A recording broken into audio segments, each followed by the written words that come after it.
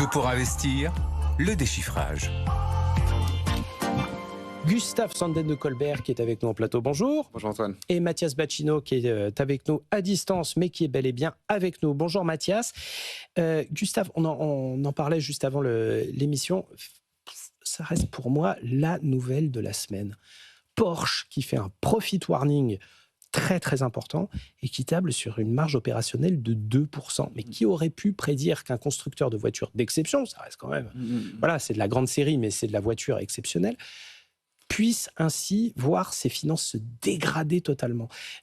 On sent vraiment Porsche dans un étau, et cet étau n'a pitié ni du premium, ni de n'importe qui dans l'industrie automobile. Et là, franchement, il le paye au prix fort. Effectivement, ouais, c'est clairement pas l'année du luxe, quelle que soit finalement la verticale. Là, en l'occurrence, en ce qui concerne Porsche, c'est plutôt des données industrielles finalement qui viennent nous pénaliser, ou macroéconomiques. Donc évidemment, les droits de douane nous pénalisent énormément. Mais ce n'est pas finalement le seul cadre réglementaire qui vient pénaliser la valeur, puisqu'il y en a une autre, c'est les normes européennes.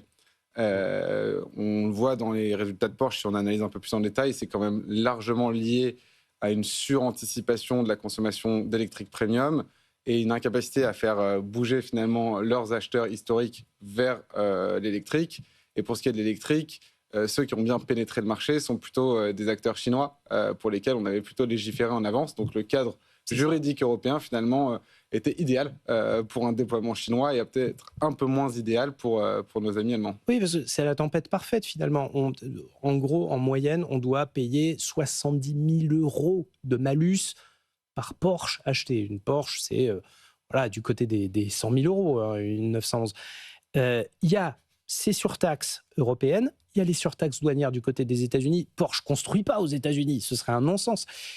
Et en plus, avec tout ça, on a des Européens qui ne veulent pas se mettre à l'électrique premium, malgré une proposition certaine. Cette clientèle-là ne le veut pas.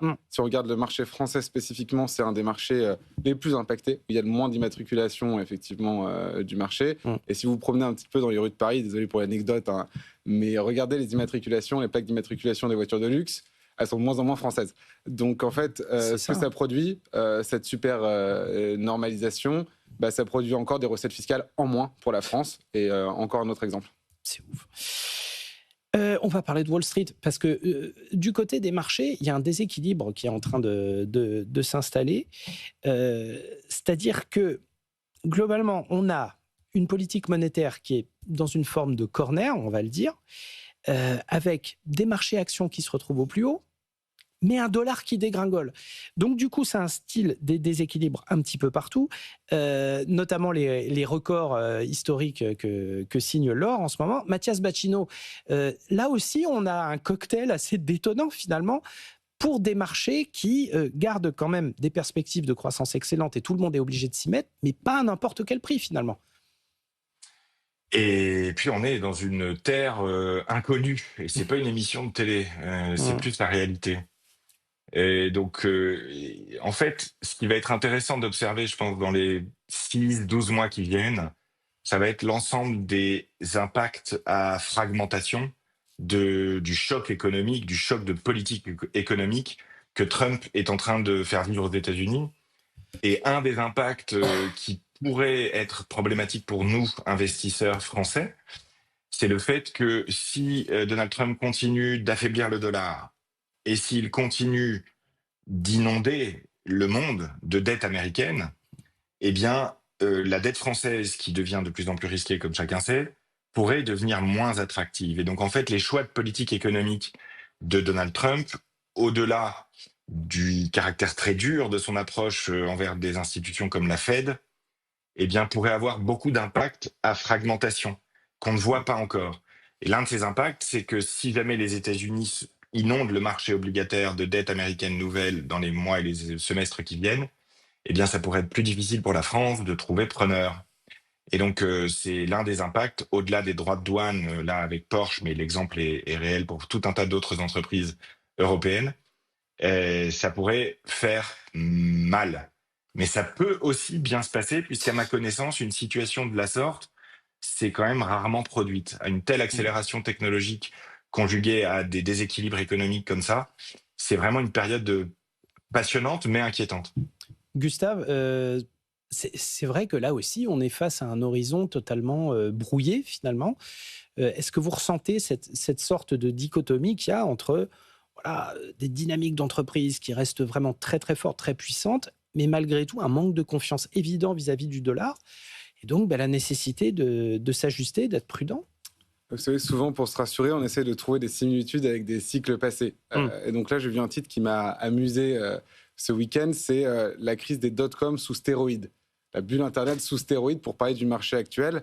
Et je trouvais ça assez intéressant parce que moi, je ne vois pas ça. Et donc, qu'est-ce que l'auteur de ce papier voyait? Il regardait spécifiquement la part des CAPEX sur la marge du S&P 500. Et effectivement, de ce point de vue-là, on a des budgets CAPEX qui sont astronomiques. On est autour de 50-70% de l'EBITDA qui est aujourd'hui employé en CAPEX.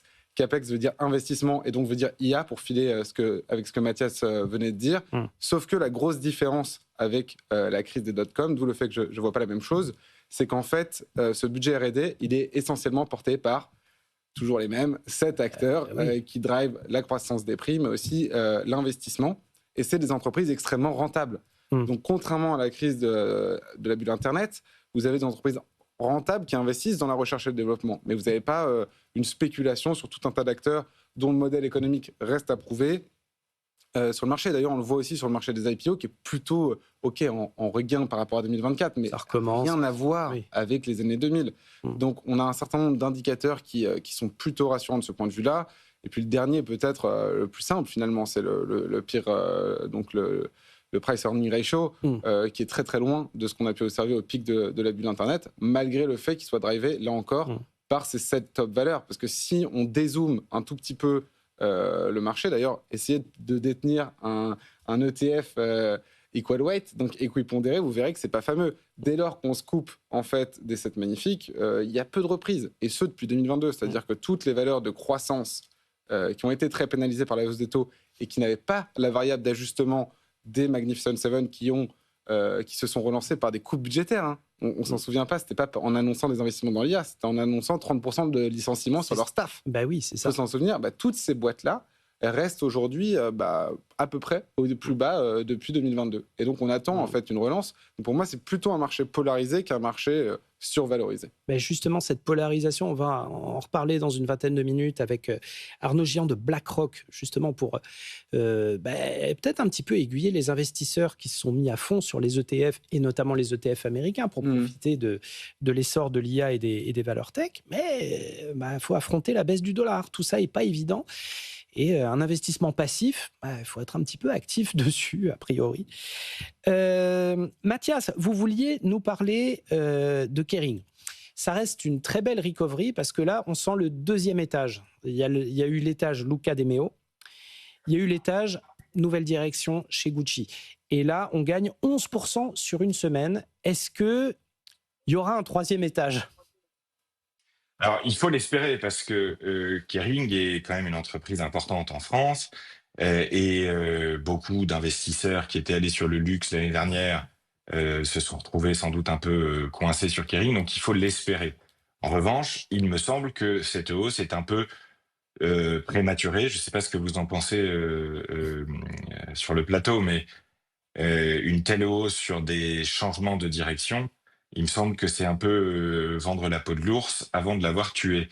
Donc moi, je serai très vigilant aux prochains résultats, évidemment cet automne, parce que on va voir à quelle vitesse la nouvelle direction est capable de mettre en œuvre les changements nécessaires à un retour à une croissance profitable pour Kering.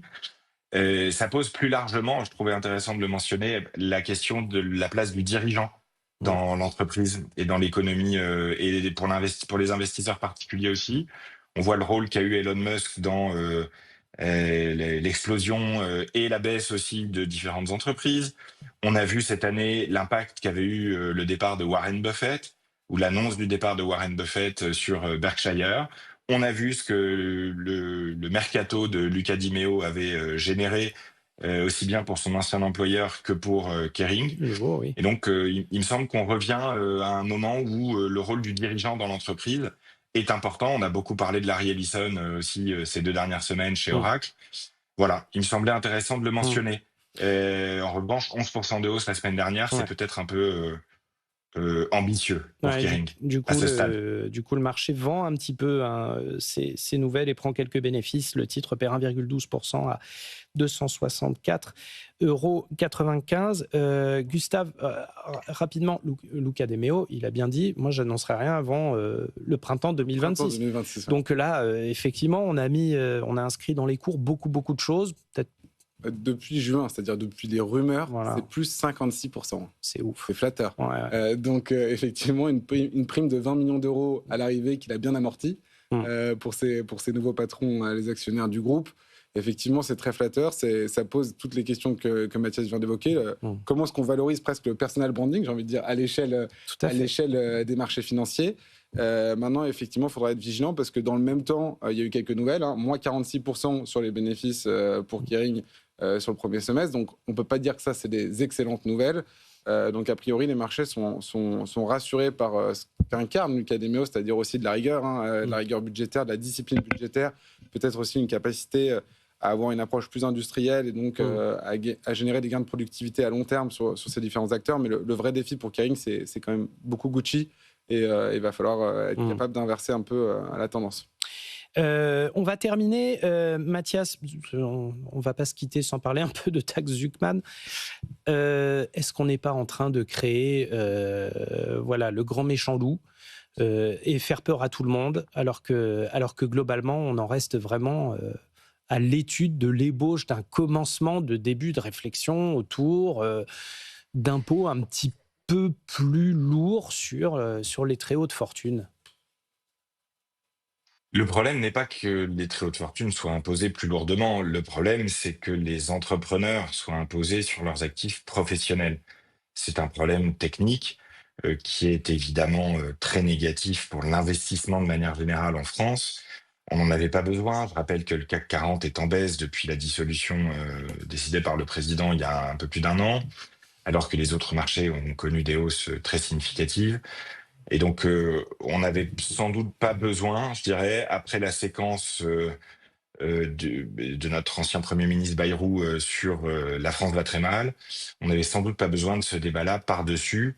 Et je peux imaginer qu'on suive les investissements étrangers de près dans les semaines et les mois qui viennent en France, puisque c'est quand même 13% de l'emploi dans notre pays. Et donc, il y a un vrai sujet de ce côté-là de l'image. Et on sait tous les trois que l'investissement et les marchés sont en partie décidés par l'image, au sens où la confiance est un élément très important de l'investissement et des marchés. Et à l'heure actuelle, l'image que nous donnons n'est pas bonne. D'autant que la taxe Zuckman, ou quel que soit son nom, aurait un intérêt dans le débat et pour les marchés financiers et pour l'économie si elle pouvait contribuer à améliorer la santé des finances publiques. Or, au Danemark, où ça a été mis en place pendant des décennies, ça a rapporté littéralement 3 fois moins que prévu. Et même en Californie, ils ne l'ont pas mis en place. Ils sont allés chercher du côté de la transparence des holdings personnels. Mais voilà, c'est un débat qui est malheureusement très négatif de manière générale pour l'économie française. Et un signe de plus que la polarisation de la société est un problème économique aussi, quoi. Ouais, voilà, encore un sujet où on parle de polarisation. Gustave Sanden, selon vous, c'est le grand méchant loup ou on en fait beaucoup? Je pense qu'on peut l'analyser à 2 niveaux. Il y a ce que vous dites, c'est-à-dire est-ce qu'on a le droit de se poser cette question et à mon avis, il y a le droit de se poser les questions de la fiscalité de tous. En revanche, le vrai drame, c'est de poser la question avec la mauvaise méthode. Oui. C'est-à-dire qu'on commence par un calcul faux. Il n'y a rien de tel pour créer et exagérer justement la polarisation et les frustrations de part et d'autre, parce que vous avez d'un côté des entrepreneurs qui comprennent juste pas un calcul qui fonctionne pas, et de l'autre, vous avez un public qui comprend pas qu'un entrepreneur a un capital professionnel qui n'a rien à voir avec ses liquidités. Mais donc ça, on va justement, exacerber en fait ces tensions au lieu juste de trouver des solutions qui me semblent plus souhaitables pour tous. Donc, Mais cette confusion entre le patrimoine personnel et le patrimoine de l'entreprise, c'est quelque chose qui comptablement est totalement impossible à mettre en place. Enfin, je me pose bêtement la question. On peut le faire, on peut tout appliquer. C'est juste que, en fait, quand je vous facture quelque chose, vous n'avez pas les moyens de le payer, vous faites défaut. Donc, en fait, on va faire défaut à tous les entrepreneurs de France. À une époque, il y avait une autre taxe en France qui s'appelait l'ISF. Il y avait des entrepreneurs, du coup, qui se retrouvaient déjà avec un patrimoine professionnel qui était pour partie fiscalisé. Et c'est là que vous aviez des exilés fiscaux qui, dans certains cas, se retrouvaient avec une charge fiscale sur leur patrimoine professionnel qui était juste pas en cohérence avec leurs revenus, avec leur liquidité. Et c'est pour ça, c'est la même vieille logique. C'est-à-dire la plupart des entreprises ne font pas faillite du point de vue du chiffre d'affaires ou de leurs résultats, mais du point de vue de leur trésorerie. Et bien là, on fait exactement la même chose, mais au niveau des particuliers.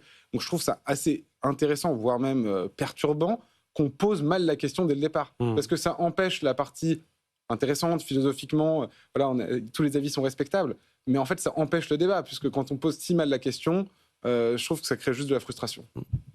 Solution, c'est Christian Parizeau qui nous en parlait, la solution. Si tout le monde payait l'impôt, déjà, on pourrait un petit peu revoir les choses de manière cohérente. Mathias Bacchino de Trade Republic, merci d'avoir été avec nous. Gustave Sanden de Colbert, merci beaucoup d'avoir déchiffré cette actualité foisonnante, passionnante encore une fois.